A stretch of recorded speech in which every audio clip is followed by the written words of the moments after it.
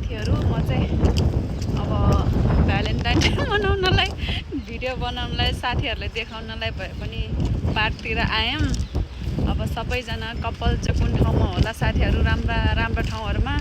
आफू त यस्तै हो साथीहरू, आफै रोज किन्यो, फुलको बुके 2-3वटा हाल्यो, एउटा बाइबल लिएर आयो, अनि चर्च पनि गयौँ। ल भ्यालेन्टाइन डे पनि मेरो यो पालिको 2026 को भ्यालेन्टाइन डे मेरो पार्कतिर गएको छ साथीहरू। त्यस्तै हो जिन्दगानी साथी, आफैमा खुसी हुन सिक्नुपर्छ। अरूकोमा होप राख्ने होइन, अरूले देला भने आश गर्ने नै होइन साथीहरू है। आफै लिने, आफै रमाउने, आफ्नो इच्छा आफै पुरा गर्ने हो साथीहरू गाइस। म चाहिँ अब घर फर्केको। कस्तो राम्रो ठाउँ छ भने, यस्तो परदेशको ठाउँमा भए पनि है, यस्तो रुखहरू भएको ठाउँमा हरियाली टक्क यस्तो राम्रो।